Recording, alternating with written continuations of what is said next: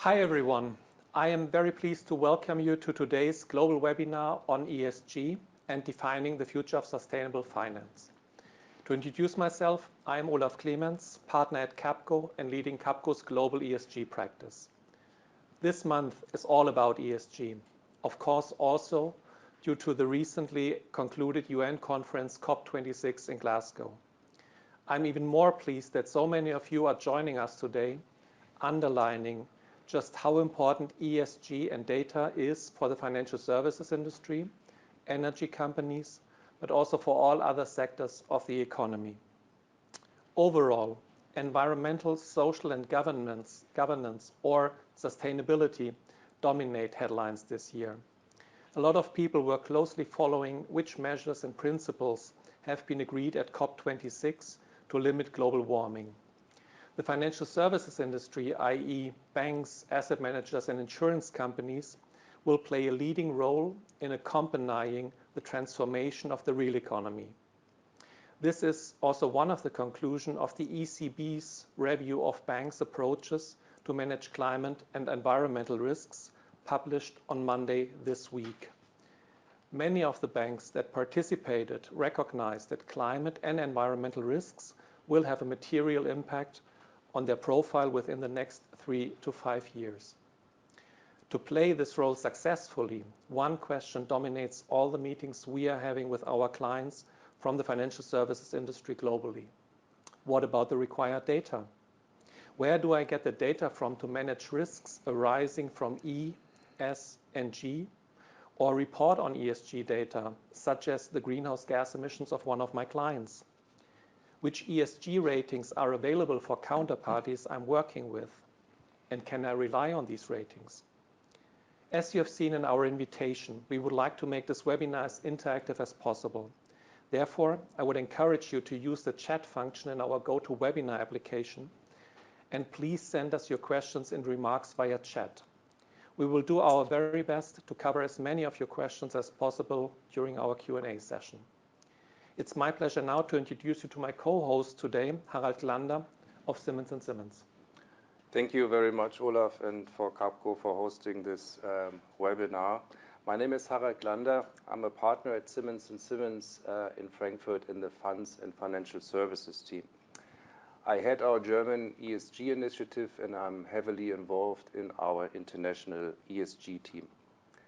We are advising our clients on many aspects of sustainability, ESG, and of course in the recent 2 years on the implementation of European legislation such as the SFDR and the taxonomy regulation. And as Clemens Olaf said, data has always been a key aspect for our clients. The accessibility, the trustworthiness of data. So it's a great pleasure to be here today with the panelists to speak about this very important subject.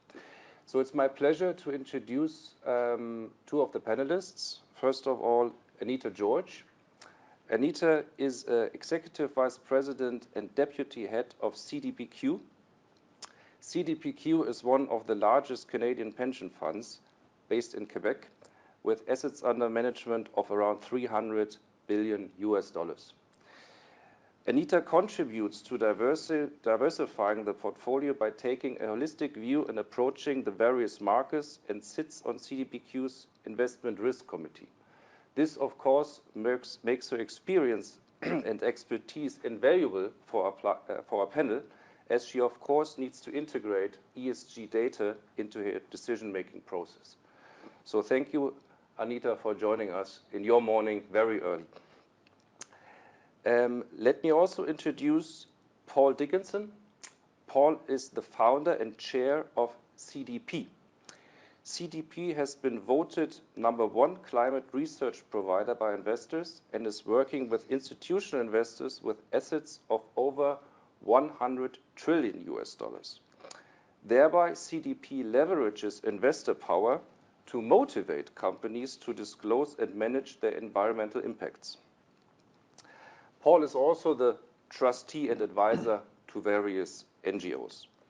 So Paul will be able to give us a unique insight into the availability of ESG data. Paul, thank you very much for being with us today. It's my pleasure to introduce Claudia Moreau. She's Senior Vice President of Corporate Development and Strategy for Vistra Corp.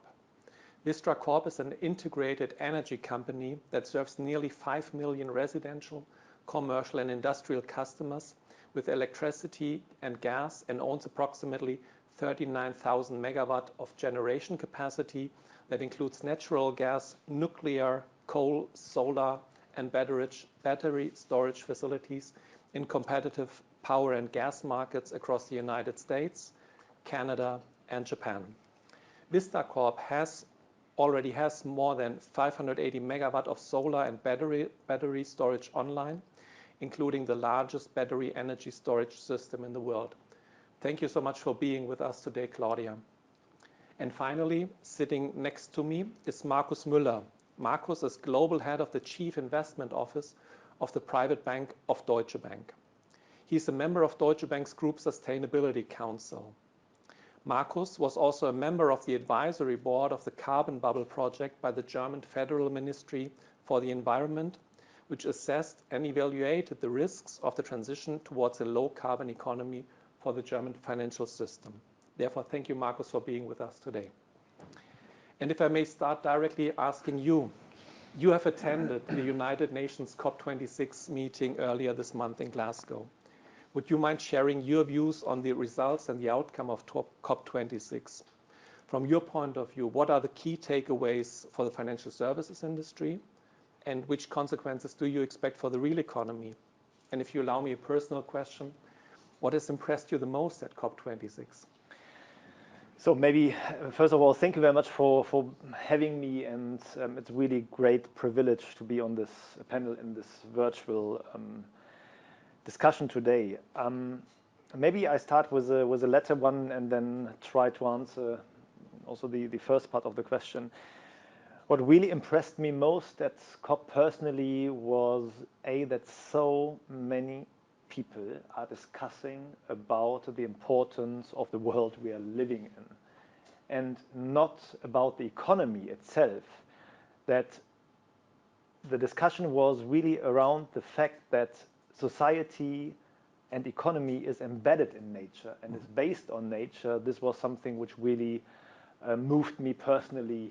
And also the degree of commitments on the ground, which you really do not hear in the global press statements around the COP, really was a very positive sign. I've seen that the representatives there have been really committed to change and to transform the world we are living in towards a different normality and maybe a better normality. So this was my personal impression.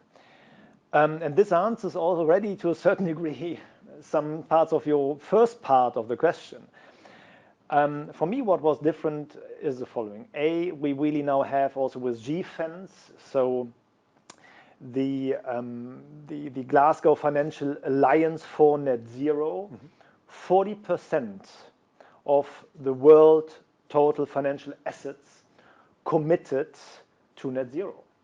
So this is something which is absolutely convincing, as we know that financial industry is exactly at the intersection between the various parts of the economy. So this is a sign for me that financial industry plays an important role in being a change agent of positive change, or an agent of positive change. This is something what we could see really with these commitments. On the other side, which really was interesting, although it hasn't been received the same recognition in the final statements, but was a discussion around biodiversity and nature-based solutions. We will have the next COP in Africa, in Egypt. And it is very clear that Africa is highly dependent, other areas of the world as well, but Africa is highly dependent on biodiversity, on the question of the health of our oceans, because this is a question and a topic also for food security. And this is then a topic for the political discussion around Africa. So therefore, that we had really these discussions on the ground was really something which I found very well placed, and is already an harbinger for the next discussions we will have On the other side, the nature-based solutions topics. And why was this also personally very important? Because we as Deutsche Bank, we launched on the Oceans Day a philanthropy fund for supporting the nature-based solutions in the Maldives and in other areas of the world, because nature-based solutions are already there. We do not need to develop everything from scratch. Nature is already providing us solutions for the problems we are exposed to, and we as humans and society are also reason of. And this is something which really showed me that there is a solution which is not far away. Just to give you an example, there was a number discussed: 1 meter breakwater to protect and to harness activities on an island cost $7,000 roughly, a little bit less, a little bit more. But 1 meter mangrove or coral reef just cost $25 to $50.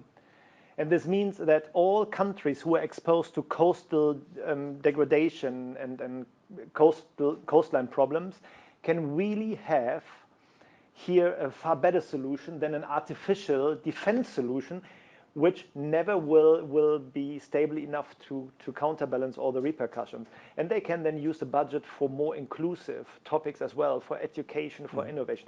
So this is something really, sorry for such a long answer, but you see I'm very emotional about this. It was really a success, and it was very good that we've experienced this and that the businesses have been committing to those topics.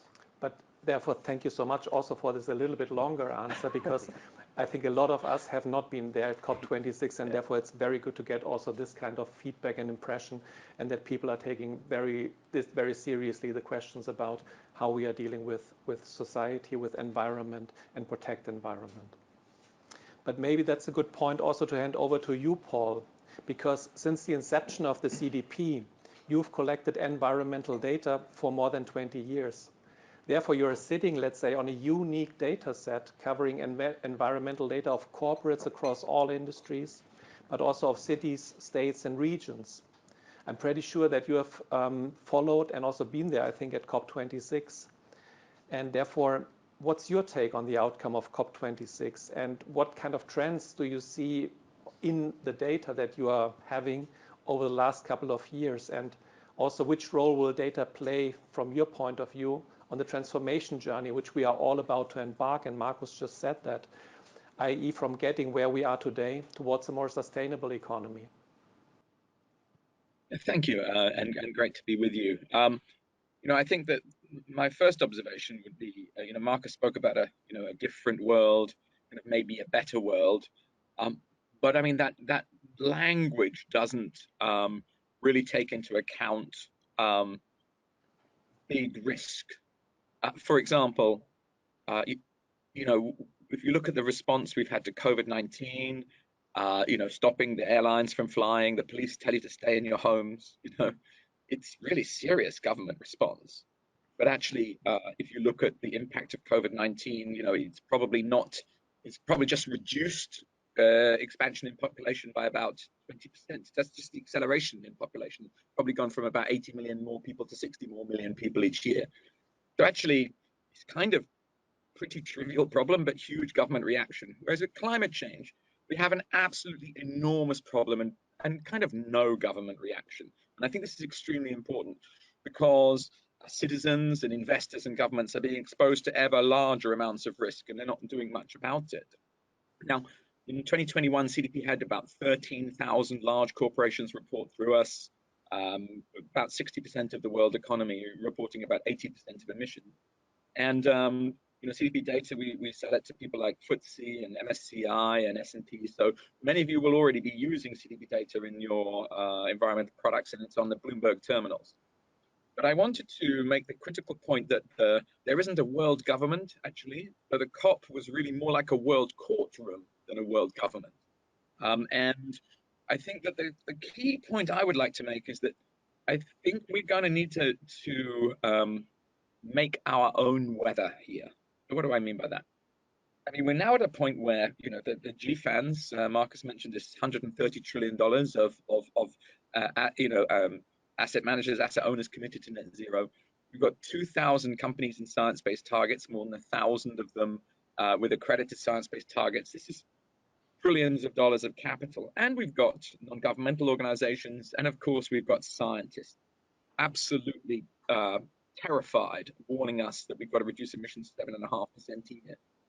Plus, we now have extreme weather. You know, people unfortunately are being drowned in their basements in New York or drowned in their subway trains in China.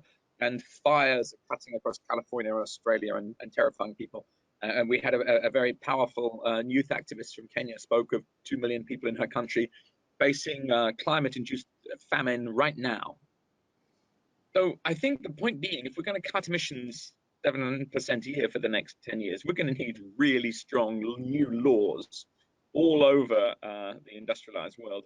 And frankly, I would conclude by saying we're going to actually have to use our influence as companies, as investment companies, as corporations. We're going to have to actually go to government and require new laws are introduced to reduce greenhouse gas emissions, because just doing nothing is going to lead to no response, and that has enormous danger attached to it.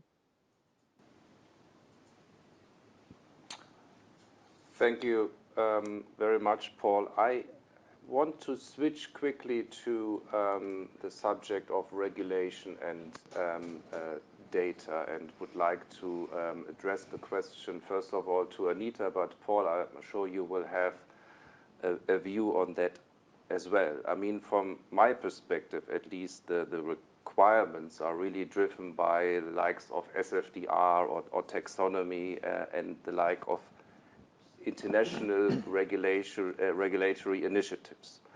But from the perspective, first of all, Anita, of an investor, what are really the imperatives for data-based ESG decision-making from your perspective? Thank you, and it's really a pleasure to be with all of you today discussing a topic which I think is at the heart of the matter, delivering a greener future through better data.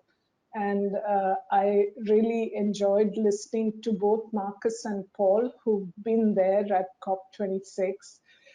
As a long-term institutional investor from CDPQ, we really have mainstreamed ESG into all our investment decisions. And what that means is that data becomes more and more important. It's no longer, something which is nice to have or boxes that we tick. It is becoming mainstream in the sense that we can say yes or no to an investment based on the ESG parameters of that investment. And therefore, it has become, as you say, imperative that our potential investee companies and partners actually provide us data that's measurable and verifiable by third parties. But it is not an easy journey, because the taxonomy is developing in different geographies. It's difficult to compare between projects because data usually does not come in a same form. We actually depend a lot on institutions like CDP to get verifiable data as well. And our approach has been, let's not reinvent the wheel, but use better what is already available and encourage our investee companies to really move towards providing consistent and measurable and verifiable data. So for us, ESG data is front and center. Thank you so much, Anita. And over to you, Claudia. It's such a big upside that we have with you representing an energy company, especially as you are then one of those companies which is affected by providing this new kind of data. What are the challenges, let's say, for an energy firm used to financial metrics now with the inclusion of new ESG metrics? And what changes do you see over the last couple of years, but maybe this year even more so, in the demand of data, for example, by your shareholders, by investors, or by financial institutions you are working with?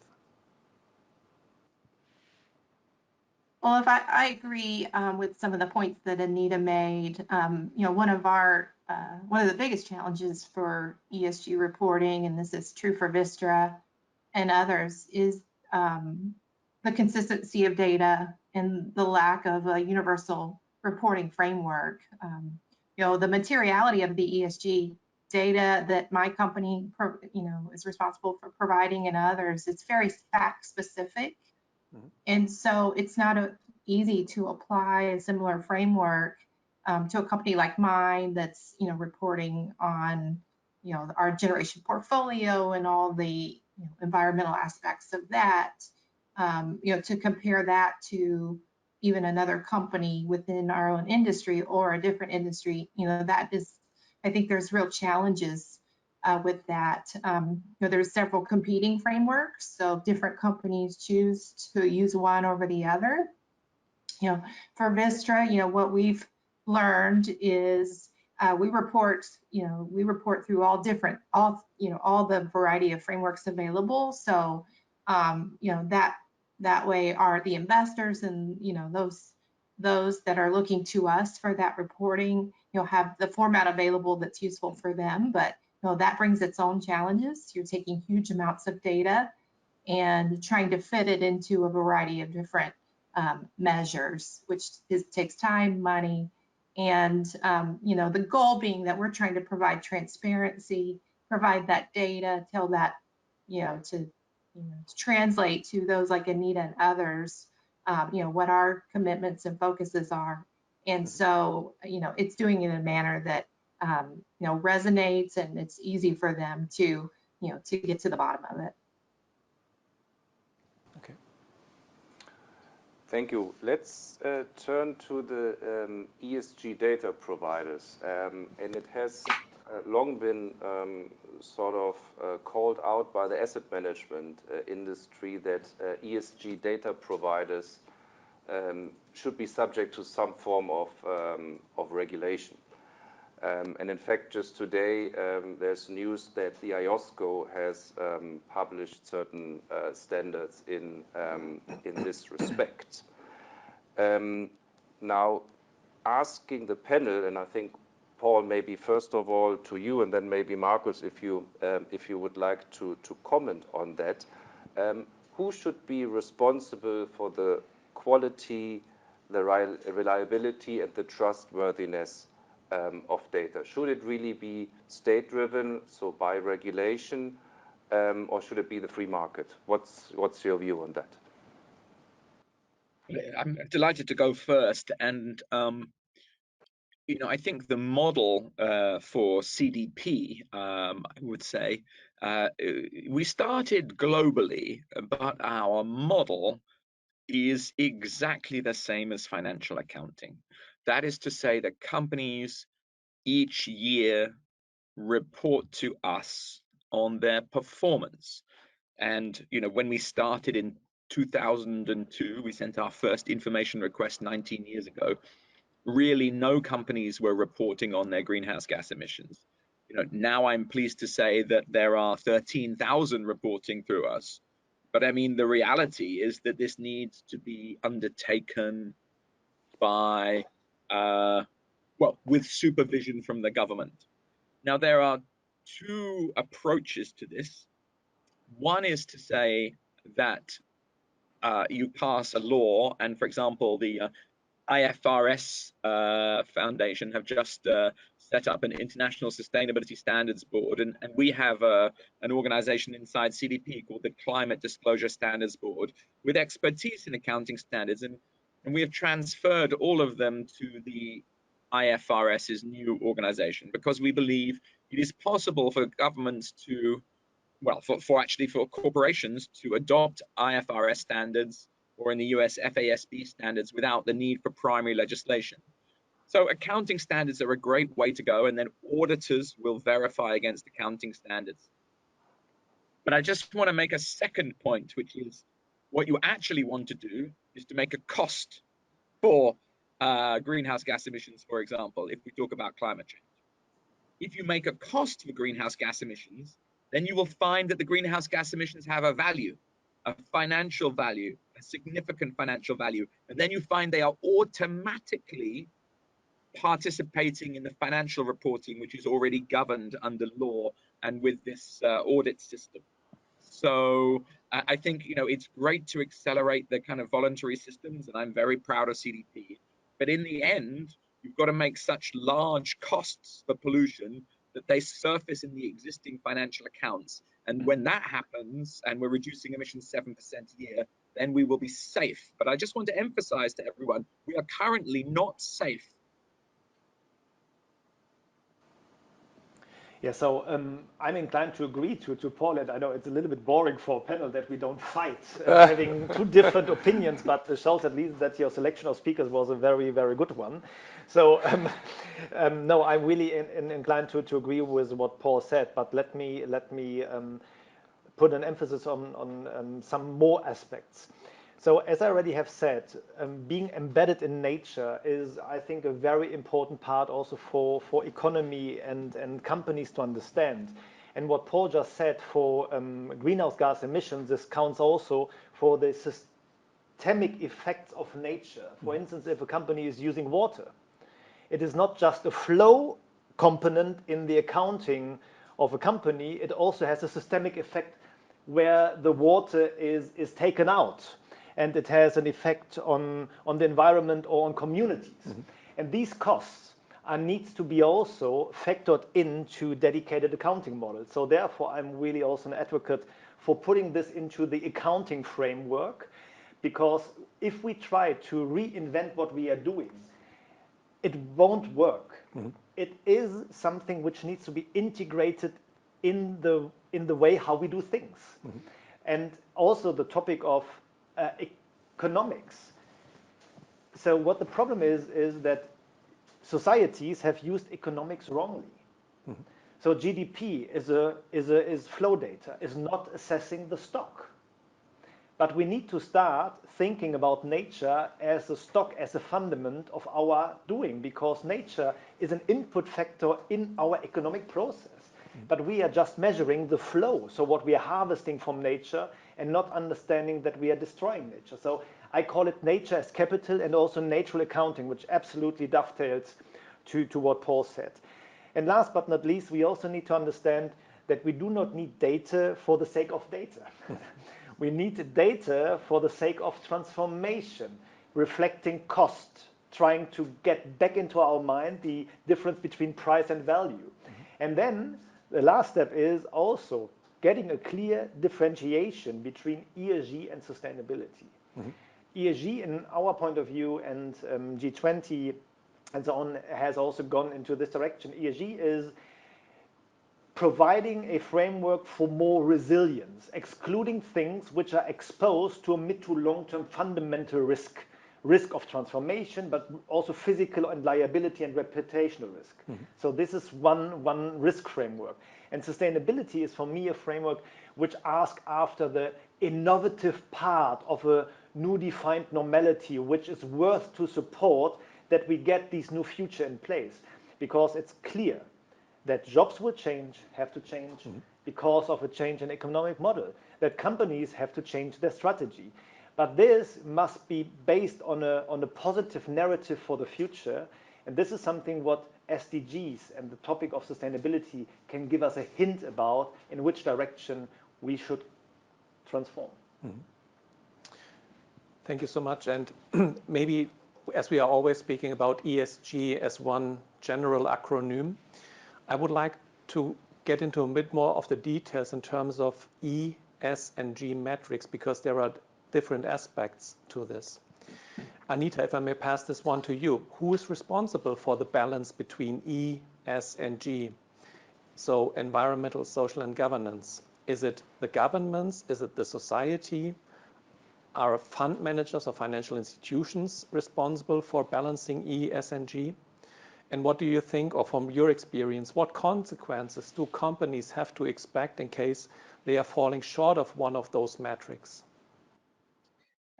Thank you, Olaf. I would say that, as they commonly say, it takes a village to move the needle in terms of really having an improved approach on ESG. And that requires government, as Paul mentioned earlier, regulations. It requires society. You know, we are hearing more and more the voices, especially of the younger generation, who are demanding more action and responsibility from all of us, as well as fund managers and financial institutions. When we look at the volume of finance that is going towards investments as well as debt financing, I think they go in the trillions of dollars. And the one positive move and momentum that I see, especially coming out of COP26, is the fact that a lot of institutional investors, banks, and other financial players have committed themselves to net zero, which means that they need to focus on their portfolio and investee companies.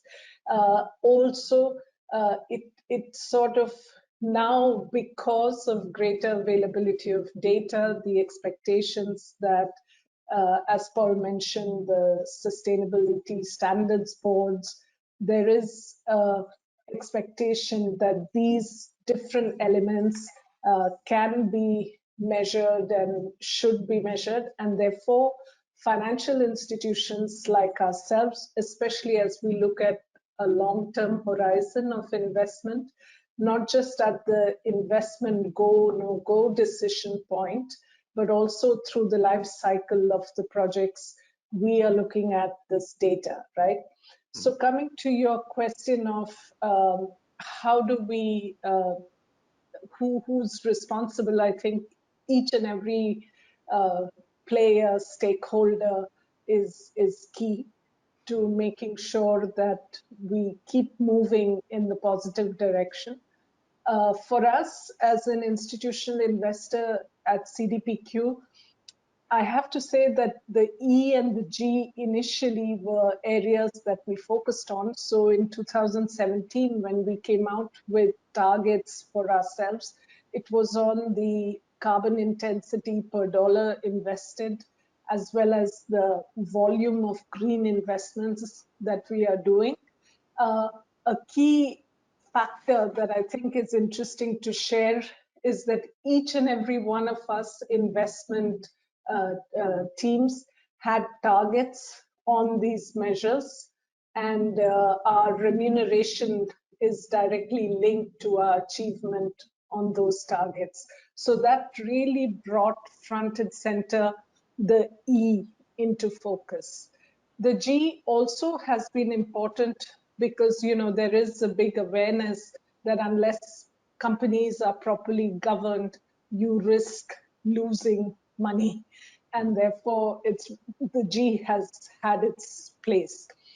I think the area where we are now focused, and CDPQ has launched, for example, a fund called 25 to the power of 3, which makes companies who have at least 25% of diversity eligible to access capital in this fund. So these kind of moves, which explicitly go beyond the traditional S, which was looking at labor, health and safety, making sure there's no child labor. I think the expansion of S now includes diversity, equity, and inclusiveness. And COVID has only underscored the importance and the need for that. The last thing I'll say is that all three elements, there is urgency. And that is something, I mean, none of us as investors can sit back and say, okay, if we have the E and the G, then we are in good shape.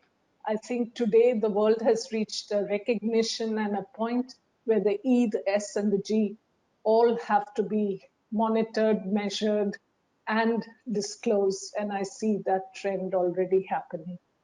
And maybe Olaf, you ask us for being a little bit more interactive. Absolutely. So I'm now making the start. So this was absolutely great what Anita said. And there are plentyfold of studies out there, and we've also published one, and we've called them the ugly duckling of investing, the S. Because if you have a good S, you automatically also have a good E and G. Because the S is the only pillar which can mitigate the systemic risk of environmental exposure or negative exposure, as well as the problem with governance. As a healthy diversification already in boards or in companies, not just delivers resilience in crisis situation, also is an automatic balance and diversification itself, which is a good governance. This is point one. Point two, I think we should not, this is the last point Anita made, we should not forget what we are having in front of us. It's a structural change. It's not a trend. A trend has an end. A structural change we just see when it's not anymore reversible, when it's irreversible. And we are now absolutely in the structural change. But this structural change will mean that we are reaching some tipping points in the environment, in society. And these tipping points are very binary. These are black and whites. And we can't anticipate a tipping point happens tomorrow or the day after tomorrow. It happens, and then the world is different. And therefore, we need to build this into our strategies. And we have conducted a survey across 10 countries. And the small mid-cap companies in this survey said 26% had a clear ESG strategy, 23% a clear biodiversity strategy. And this proportion is far too low. We need to increase this mid to long-term thinking in the strategy of businesses and governments even more. And this is something which really is called by Anita the urgency. Sorry. No, but if I may add on one question to this. So in case you are seeing a not too fair balance between E, S, and G, what is then, let's say, your take on this? What kind of consequences do you take? Yeah, so the consequences are, so these are really very complex. And one consequence is that societies of this world need to afford to make the change to an E-compliant world. So this is really something what we are completely forgetting in our developed country luxury we have. That still the majority of population in the world are highly dependent on things which are for us not obvious. And this is something where we need to find a solution to as well, as a global village. So we can talk very nicely in our green bubble about what kind of standards we need, what regulation we need, what strategy we need. We also need to shift the 80% of the economy towards a new model. And if we don't have an answer for a father to feed his kids also throughout the next couple of months, they won't support this. And this is absolutely rational out of their point of view. So the economic model we are living is not the right one. And this means for us absence of consumption, different consumption, and so on. And this is really a fundamental change. So for me, it's one driver. Hannah Arendt said this once, a German philosopher. You need to be free. You need to have the freedom to be free. And this is the same here. You need to have you need to get the affordability of being environmental compliant for many parts of this world. I mean, that already sort of forwent one of the questions we wanted to touch on is the regional differences. And I'm sure, Paul, your point was maybe also on that. Sorry, I didn't mean to jump in, but I was playing with this interactive thing. I wanted to say something about the S of ESG. You know, the E of ESG has been very important because a lot of people have been very worried about climate change. You know, Anita's looking a long way forward. There is no end date for the state of Quebec, so she can think about investing for 300 years. If you look at the graphs, you know, Quebec is in terrible trouble. You know, humanity's 5 degrees change or something, you know, is the end of society. I want to just mention the S for a minute within the context of system risk, because we've had actually a bit of a shock, haven't we? With, for example, in North America, there was a highly contested election. I mean, there are 45 million people in poverty in the United States. There has been a march on the Capitol on the 6th of January this year when thousands of people tried to stop the certification of an election. It could be that in 2024, a party comes forward and declares that there is some kind of, you know, societal problem and there needs to be a suspension of elections. Why do I mention this? because it could represent a total loss to, for example, major pension funds like CalPERS or CalSTRS or New York State will no longer have the rule of law to protect the assets. So just as we can see societal problems in climate change, if you leave them alone, you could have a total loss. We could also actually have a total loss if the society system conditions that guarantee the security of assets break down. So I think when we take into account these significant issues and think of them in terms of breaching system conditions, I'm going to make a little plug for a Netflix documentary, which is called Breaking the Boundaries. And it talks about how climate change is one of several environmental boundaries, but also think about the social system conditions we need to secure assets. And then you can start to see how, for example, inequality is something that you do want corporations to report on, because the business system is going to be required to fix this. And maybe, sorry, Harald, if you look at the E, S, and G in the context of regions, the G is clearly a topic in Asia where companies and economies are growing and asking the question about what is good governance, how to govern companies, societies. The S is clearly a topic in the US where you have the question of social inclusion. As we in Europe are blessed by the prefix of the social in front of the market economy topic. So this is really something where Europe can be proud about the social market economy and the degree of social inclusion, which we do not value enough, I have to say. We have the luxury to focus on the E. So unfortunately, we need to bring this in the synthesis and in a joint effort as the risk budgets, be it E, S, or G, are shrinking, and it is all called to an action. But I think you can see regional differences, but these are always just the expressions about the development stage and the problems, the endemic problems in the society or economy is in. Anita, you want to comment maybe on the regional differences as well, because I think your view would be highly valuable for this.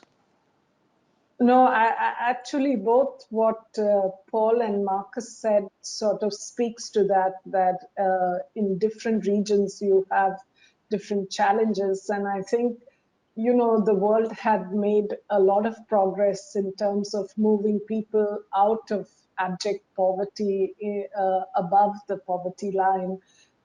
And whether it's in China or India, you had millions of people who've made that shift. Unfortunately, what COVID has done is pushed people back across the world. And I think here the lines between developed and emerging countries has actually become quite blurred. And the number that you mentioned, Paul, of 45 million people living in poverty in the US is evident. You may be listening to stories of how there have been groups of people storming, retail stores, and there is a sort of organized theft that's happening. That may seem like a small news item, but really, when I look at it, to me, it's rumblings of this inequality that exists.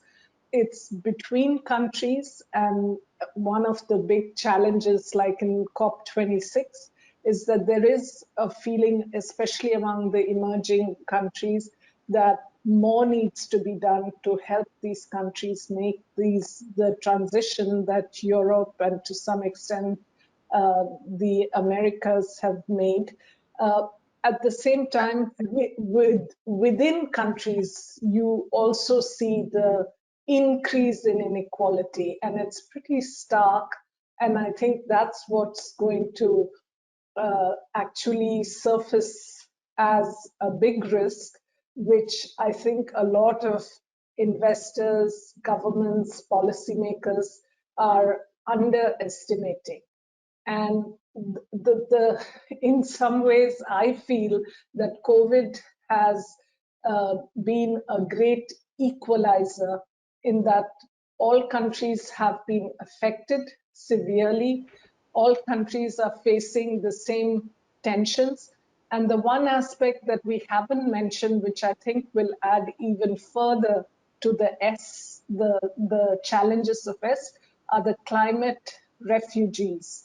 We already had political refugees and war-stricken refugees, but add to that climate, and Marcus, you mentioned Maldives. These are countries that could actually disappear off the face of the earth, and you will have a huge influx of people from different countries. And I think this is another challenge that we need to be ready for and already take actions to mitigate these risks. And we, again, because we take a long-term perspective, these are some of the risk factors that we are already factoring as we look at different regions and what their challenges are. Thank you. I think that sort of enlightens really the discussion, this topic. I have one more thing on differences. We talked about the sort of regional differences now, but I mean, this is more maybe a sort of mathematical problem. But what about the data differentiation between different sectors? Like if you compare the manufacturing industry to the energy industry and so on, as an investor, and then maybe also Claudia over 2 years as an energy company. What's your views on and experiences on that? Maybe Marcus, you want to start? Yeah, I think the answers we have given already, that there should not be any difference for the various sectors, as we think that this is a challenge we as a global village have to face to define our new economic normality. And if we have differences, there is room for arbitrage, for subjective interpretation, and this leads clearly to a failure, wherever it will happen. But this is something what we need to. This is not a new product discussion. This is a transformative discussion, a societal transformative discussion, and therefore, not to leave more people behind. We need to do this in a harmonized manner. Huge task, but bears a real risk if we don't do this.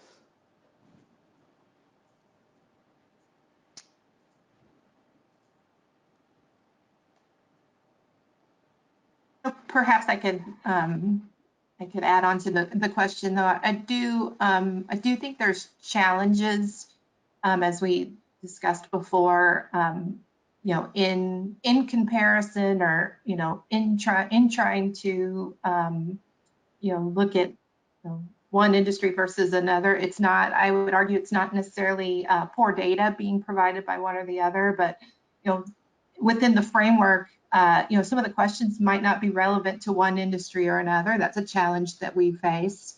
When an energy company is being compared to a different industry, a different service, or the questions are being asked in a way that's difficult to address accurately. So I think it just gets back to, you're looking at data, very factual, but it can be used in very different, it can be used and interpreted differently depending on the industry that's you're reporting on that specific data. So that's a big challenge for us, in working with the financial services industry and making sure that we're providing to our investors and answering those questions in a way that makes sense and that they're able to interpret. But if I may also add, if I think now about financial industry, and if we lend money to corporates, for instance, then it is better comparable if the data sets are harmonized, because otherwise there would be room again for different treatments, and this is, I think, not the right way. And it's also the topic for the companies that they disclose the right data so that financial industry can make the right decision. And finally, at capital markets, investors are trading expectations. Expectations are built based on the available information. And this gives already the answer, but Paul. Let me challenge this logic a little bit. So let us say that we are doctors and we are very concerned, maybe 20 years ago or 30 years ago, we are very concerned about smoking. We believe cigarette smoking is killing millions of people across the world, or in our country, or whatever, which is actually, it's a true story, okay? And we must take action on smoking. So what data do we really need? It's a fair question. So we need some data. We need to know how much cigarettes are being sold. We need to probably know what the price of the cigarettes are. We need to know the impact of the cigarettes on people's health, right? But in the end, we don't get rid of the cigarettes with the data. We get rid of the cigarettes by putting absolutely massive taxes on them. And if you want to just check in Google, it takes you 1 minute. You will see the price of cigarettes going like this in many, many countries, and consumption of cigarettes going like that. And then the second point is we also pass all these regulations. We make cigarettes illegal in our restaurants. We make cigarettes illegal in our trains. Suddenly they're not available anywhere. You ban cigarette advertising. It's all. So my point is, if you look at the data in isolation, you'll go mad, right? Because it's not going to solve the problem. The data is meaningful within the context of a societal response. And of course, the societal response is directly related to how serious the problem is. So the final observation I would make is, financial services, which we're discussing in the capital markets, are highly regulated. Really quite small, questionable practices can have enormously serious consequences. People go to prison for slightly misstating accounts. But the entire financial economy is nestled inside the global natural economy, if you will. And there, the balance sheet is not even measured. So we are essentially attacking the kind of balance sheet of the parent company, and then we're asking about the kind of accounts of the subsidiary. This is what I exactly said, with we should not define data for the sake of having data. This goes back into the transformative dialogue and discussion which is needed. Absolutely agree, Paul, on your side. And if I may come to you once again, Claudia, to get us a better feeling. So where's the data coming from? Do you get all the data that you need and that you need to provide to, for example, to your shareholders or for certain reporting standards? Are you getting this all out of your own operations, or do you need also, let's say, external data providers where you get a certain amount of data from for your reporting, for example? No, great question. We are getting all of the data that we need. I think a lot of enterprises these days, data competency is, the key to success, right? You have, whether you're serving customers and, being able to serve them better or make better decisions, or, pre-diagnose, an issue at a power plant before you have a fatal, fatal outage. Data is the core of what we do, across the board, and that's, definitely the case in being able to, pull together that data and then organize it to report in the manner that's requested. It is something, though, that companies like mine, we will find an external partner to help us take these huge amounts of data and accelerate being able to translate and report on that, especially as the reporting evolves and the requirements evolve, and what's required in the capital markets to be shared. That's really transformed over the last couple of years, and so in order to keep up with that and being able to take these huge amounts of data that we have on hand and accelerate that process to manage and organize it, we're going to lean on both our internal data competencies, but require an external partner to help accelerate that, so we can keep up with what investors like Anita and others require. Okay, thank you. And just maybe switching on the other side of the table once again to Anita, in terms of the data that you are getting from the companies that you are investing in, or the ones that you are maybe looking after, how are you dealing with the data? And are you also using external providers of data? Or is this also something, an internal competency that you at CDPQ are building up? And would you see, for example, an in-house data competency would give you, let's say, a competitive advantage over your peers? Thank you. I would say that we have actually gone with data that is already available from groups like CDP and TCFD and others. And in fact, we have been very supportive of SSB and have been working behind the scenes with IFRS to help focus in terms of the kind of data that as investors we need on all three elements of E, S, as well as G. And I think our approach has been, yes, we need to be knowledgeable. We need to have a view as to what is the kind of measure which is useful and valuable. And as Marcus was saying, where you can compare, or I think it was Claudia, where you can compare across companies. However, we don't invent those metrics in-house. And one news that we are very excited about is that the SSB is actually going to be based in Montreal. And that's not a coincidence.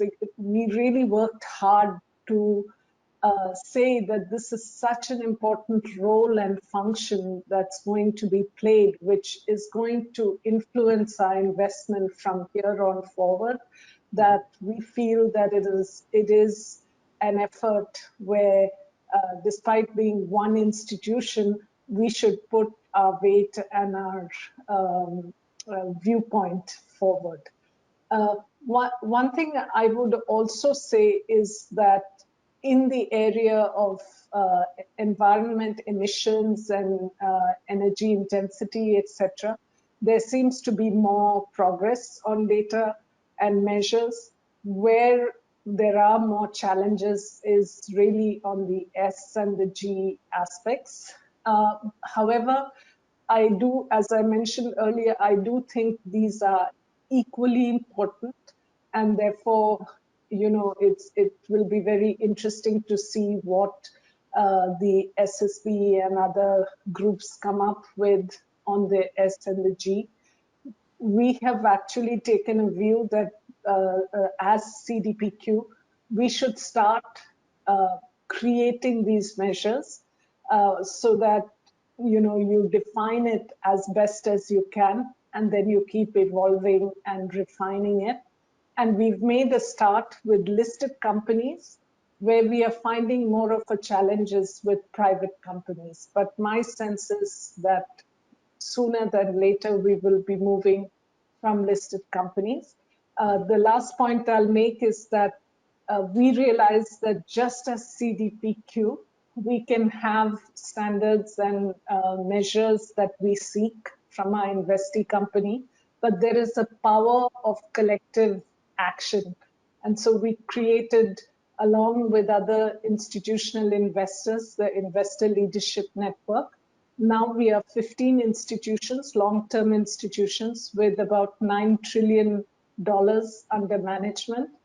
And collectively, we are looking at measures that we have for our listed company portfolios, for private companies as well. And that's work that's very much underway. So I'm hopeful that also on the SNG, we will have better metrics and therefore better data available.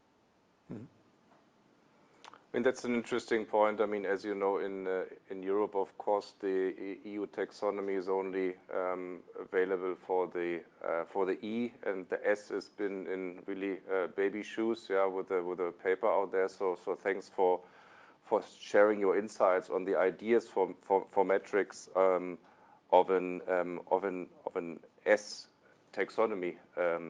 Is there any further comments on this, Marcus, Anita, Paul, on this point?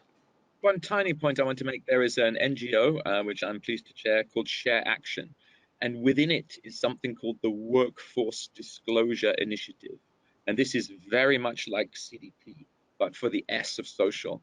They have 175 companies reporting through them this year. It's still small, but it is probably the primary source of social data. So look out for Workforce Disclosure Initiative. Thank you. I have one point that I wanted to raise in respect to the market for data. I mean, the data providers, and maybe Marcus, from your perspective. I mean, we have the traditional data providers, larger existing players, but we will, I think, see more and more data niche providers developing for ESG data. But I mean, thinking ahead 5-10 years, you don't have a crystal ball, we know that. But what, from where we stand today, how will the market develop? What do you think? So usually what always happens in economy and society is that you have different levels of integration. First you have a plethora, or you have some which are starting, then there is getting a bigger group, a plethora of different data provider, and then you see the first activities where some are merging and it's getting concentrated again. So these are usually the waves of how such things work. And given the fact that we more or less all advocated for standardization in this current plethora, I would envision that there would be at least more structure in the area of data provider further down the road, and the more we are looking in the future, the more it will be structured. On the other side, this bears also risk, and the risk is that we might lose knowledge because of standardization. So the niche players are very important because they are sometimes putting the mirror in front of us and showing us data and facts we haven't thought about, or we have been forgotten because we are so busy with standardization. So while bringing more clarity and more standards, we need to be aware of that we do not lose knowledge because of this activity. But overall, short answer could also have helped is I think there will be more focusing and more concentration and standardization, and this will be a sign that we have understood that this is important. If I can just jump in to say that I think in addition, we need both incentives and consequences, because that's, and I think Paul made a mention of like carbon pricing. That's something which, you know, helps to quantify, and also there's internalizing externalities. The whole concept of a public good becomes easier to address. The second is, I think, you know, when I share CDPQ's experience, we first introduced our targets. The next year, we linked it to our remuneration. And it was amazing to see the alignment and the focus on how we can meet those targets from the junior most to the senior most. So I think incentives are very important. And on the regulatory side, consequences for companies that are not meeting their extended producer responsibility and other requirements have to be significant enough that there is a wake-up call to actually take action. So this is an element also that's very important along with data. Okay. If we come, let's say, to the end of, let's say, the moderated session, because we have lots of questions already in the pipeline, can I ask all of you, what would be your biggest data priority for 2022 in one short sentence?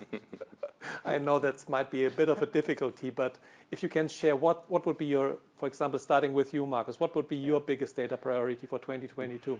So the short sentence I will split into one short so the short sentence. I know that might be a bit of. Sorry, there was a kind of echo. I'm starting again. I will split this short sentence into two parts because data is knowledge and knowledge is data. So on the one side, I think one thing is important is scope 3 data. So the 15 subcategories needs to be more detailed out. This is one important thing besides many other things. And the other thing is knowledge, reading the book from Hemingway, The Sun Also Rises, because the two protagonists are talking about bankruptcy. And one protagonist is asking the other one, how did you went bankrupt? And the other one is saying, in two ways. First slowly and then suddenly. And this is, I think, a very good example of the problem we are currently facing. Mm-hmm. Thank you so much, Markus. Paul, just over to you. Yeah, that's exactly the perfect metaphor for climate change. You know, really, we don't pay much attention to it, and then suddenly, you know, it's going to be everywhere. And yeah, so my request is for the people participating in this panel and the people watching this webcast to recognize that if you just sit and wait for the government to make the data meaningful, nothing will happen. So we have to take responsibility for pushing to get price on carbon, taxation, regulation, standardization. But when we do that, this data will suddenly become super valuable. However, if you're looking at putting in new technologies, if you're putting in new generating capacity, for example, already we have renewables that are cheaper than coal, and this kind of data will inform you of that even today. Thank you. Claudia, what would be your ask for data in 2022? My ask is twofold. One, more consistent requirements for S reporting, and within Vistra, better execution of gathering data and reporting on the required data for those requirements associated with the S component. I think we do well on the E, but there's much improvement on the S needed going forward. Thank you. And Anita? I would say urgency. We need data, we need to act now. And the second is leadership. I truly feel that leaders have to take a call, whether it's a leader of an organization or of a government, to say, this is needed and we need to get it done. And then I see that things will move. Thank you so much. So with, let's say, putting now directly one of the questions which have been asked by our audience to you, Paul, it is evident that externalities must be priced. Why is this not being mandated globally? Well, there are two reasons. I think one is it's not so easy for people to see how to make money out of it. So, there are probably, if we did mandate externalities, to have a cost, then there would be fortunes made for sure. And there are already many, many climate change billionaires. But it's quite difficult to kind of climb that mountain without the money today. Conversely, there's actually been quite a lot of money that has spent decades undermining the case for environmental action. And it is possible to argue that the Republican Party in the United States, for example, and it's not just a US thing, has become very effective tool for commercial interests that desire to be able to kind of pollute without limit. Now, these commercial interests have shareholders, and the shareholders are saying, make more profit. So we've probably got to focus on having rules to keep the system safe. Just like in a football game would be no fun if there was not a referee who could say what the rules are. What's happened is that the referee in markets has become weaker and weaker and weaker and weaker and weaker. And we need to bring that, probably all the companies that are not directly affected need to stand up and say, no, although this is, if you're Apple, probably greenhouse gas emissions mean nothing to you economically. But Apple has to use its power to bring back the referee to control the companies with big greenhouse gas emissions, and that model can be replicated. Thank you so much.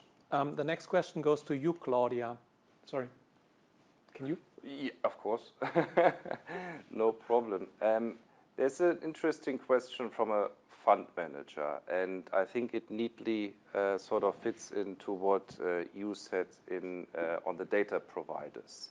So the fund manager is referring to the fact, and I think that's proven, that there are many data providers selling new ESG opinion and matrices. But the question is, can we trust the traditional market data providers to give the right answer, not just for regulatory needs, but also to make better ethical ESG investments? So the problem is that if we wait for really the perfect world, we already need to react because of the world around us has changed. So it means I just can recommend to start with what we are having and then really redefining. And there is already a good set of data there. but we also just will learn about the quality of data while using the data. So there should not be put the wrong incentive with the questioning of our data we have, because then everyone will wait till whenever. And this is really a huge, huge risk. And I think the data, as far as I know, and Paul is a far better expert maybe in this than I, but the data I know at least are already a very highly qualitative data. Although I find some gaps which I'm not happy with, but again, this doesn't prevent me starting to use the data. And the last point, this means also indirectly that we need to educate ourselves. I'm also an advocate for using external data. So our company, for instance, we should not become an own data provider, so we should use external data. But to digest this data, we need knowledge by ourselves as well, to assess then also data and use the data. So therefore, this entire topic is a huge education effort on top of this. And the combination of further evolving data and further evolving knowledge together will harness the development of the data in the right direction. Okay, now coming back to you, Claudia. What is the risk, and this is also a question from an asset manager, what's the risk that the transmission period or transformation period is too short to provide everyone, for example, a sufficient alternative energy supply? What is the risk that capital flows to traditional energy suppliers dries up too fast or too quickly? And based on data and forecasts we have now, should we dump, that's the question of the asset manager, should we dump all classic energy companies? In other words, aren't we in an exaggeration phase? It's a, let's say, kind of a devil's advocate question. So we'll start with the transition. The risk of the transition, I guess, being too short is reliability. Right? So, it takes a certain amount of time to build and develop and bring on, those clean energy resources. And so that's all in progress. But while you effectuate that transition, your people still need to heat their homes, cool their homes, have sufficient power just to meet basic needs. And that's been a challenge, and especially in regards to the impacts of climate change, and some of the severe weather associated with it.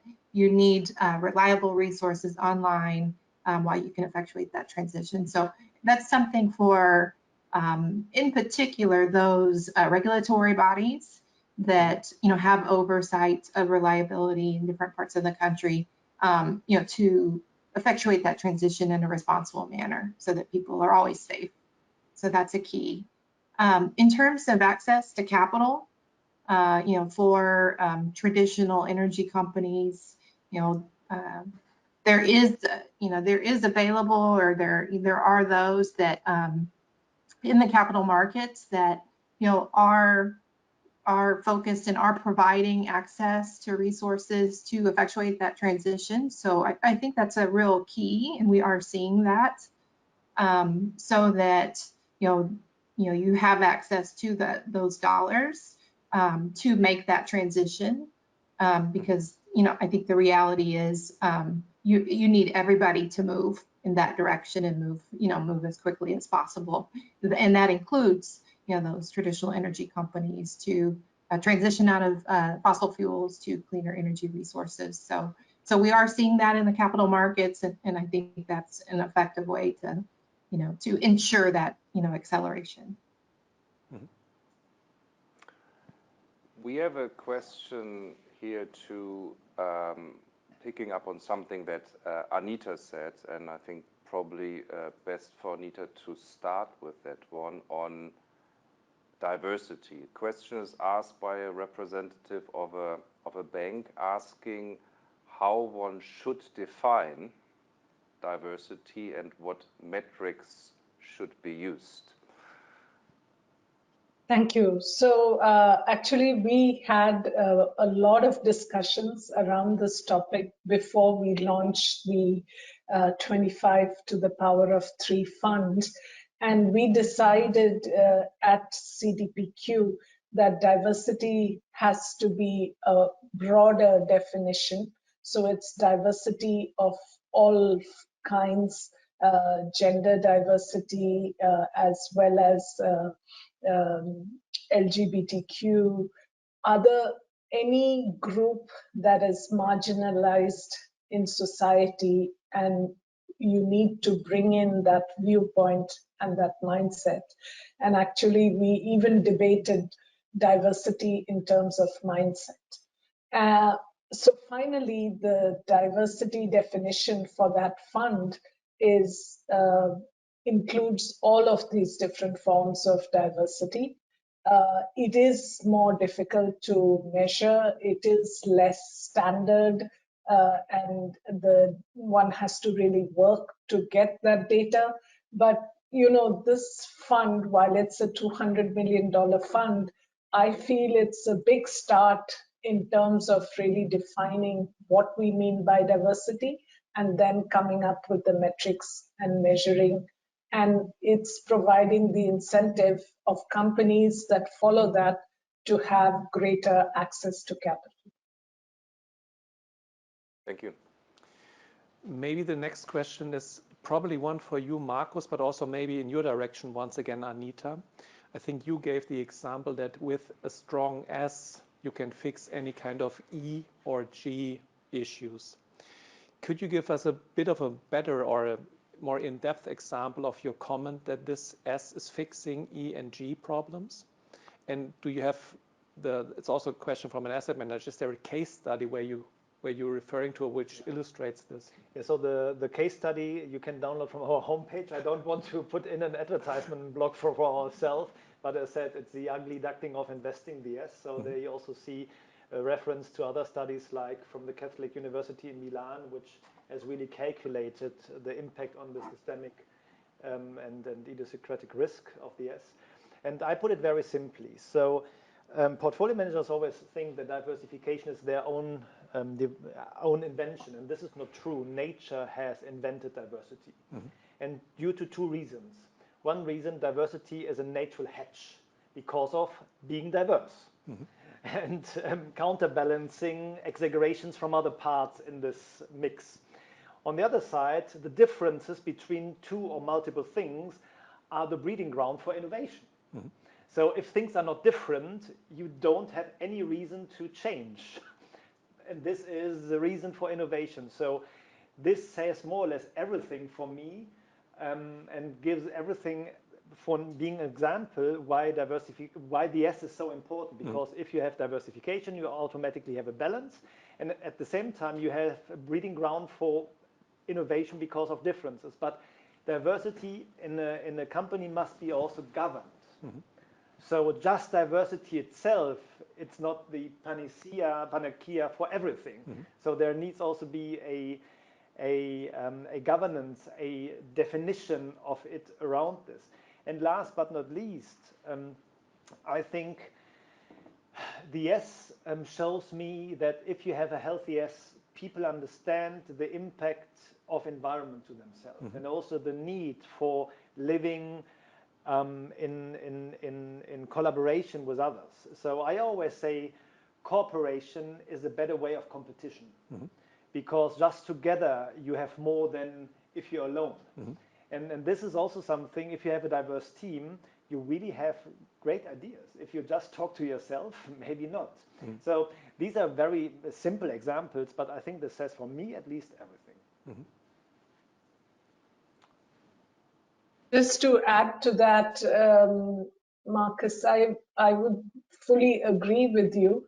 And if you look at governance, so a lot of the diversity that we are demanding from our investee companies is actually embedded in the governance, in the diversity at the board level, at the shareholder level, at the management level. So it's really how companies are being run, which is one form of governance, is also embedding the diversity aspects. So I think the link between diversity from a S point of view has, as Markus says, implications for the E and the G as well. I think we have time at least for one more question. I think we can address this to the panel. It links though to the data providers, and the question is raised by a fund manager. And the question is if non-traditional data companies, the likes we know something or think are really something else, like Google, Amazon, will provide sources of ESG data instead of Bloomberg and rating agencies and the like. Who wants to go first? Paul, maybe you first. The new providers, who will the new providers be? Well, it's really like non-traditional companies like Google and Amazon, obviously catching a lot of data from everyone, but will they go into the business of sourcing ESG data?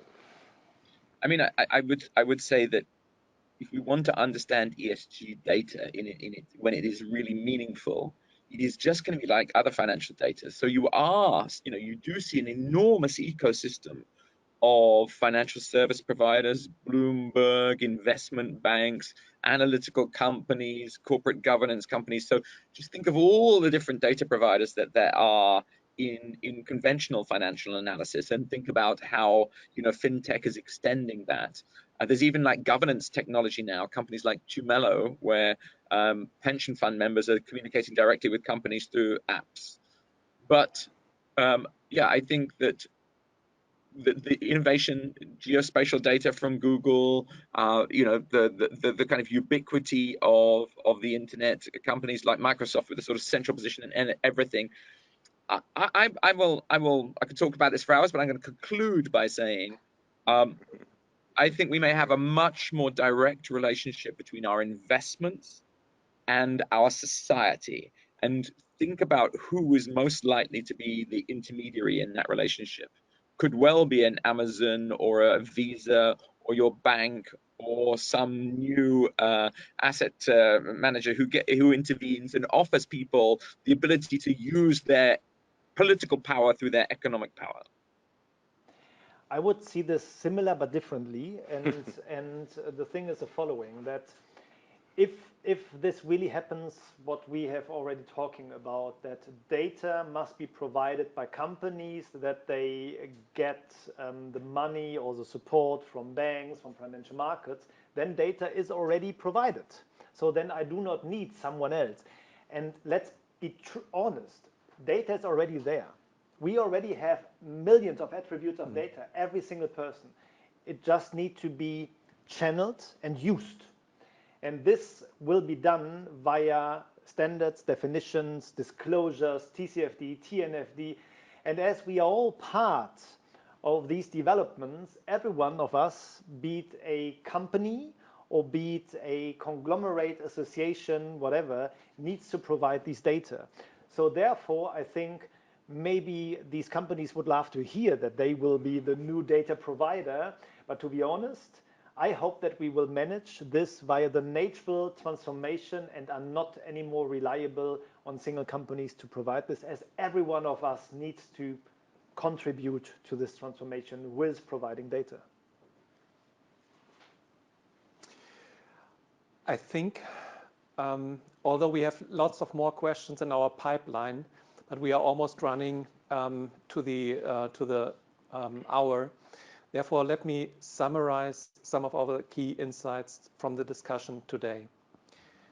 Overall, I think when it comes to meeting the overall goal of limiting the global temperature rise to 1.5 degrees Celsius, differences in maturity levels in addressing ESG challenges, notably between developed and developing countries, have to be acknowledged.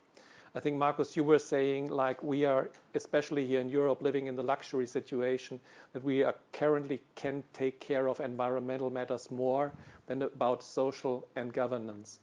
And therefore, this has to be acknowledged across the globe because we are all living on the same planet. ESG will change how we assess the economics of an investment. It will change the risk analysis. It will change risk management of banks, asset managers, and insurance companies. And Anita, you gave lots of examples how you are taking this already up. To manage E, S, and G risks, take informed decisions, meet regulatory requirements, and to stay relevant for your clients and stakeholders, data is absolutely key. I think this is all what we have agreed. But data itself will not solve the problem. It will only be, let's say, the information needed to transform society, to transform economy, and at the end of the day also change the way we are treating our environment, as you said, Markus, not to get into anywhere near a tipping point where we can't solve the problems that we are already facing today. And with so many financial institutions and investors operating globally today, consistent standards around data and information is absolutely critical. It is particularly important that there is transparency in the exchange of data between financial services institutions on the one hand and corporates, but also among corporates probably, due to mutual dependency that exists in key areas, such as calculating level 1, level 2, or level 3 emissions.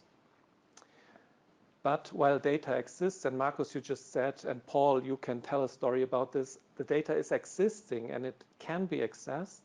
A lack of clear parameters and specific definition means that consistency is too often lacking when it comes to comparing data sets across industries and across countries.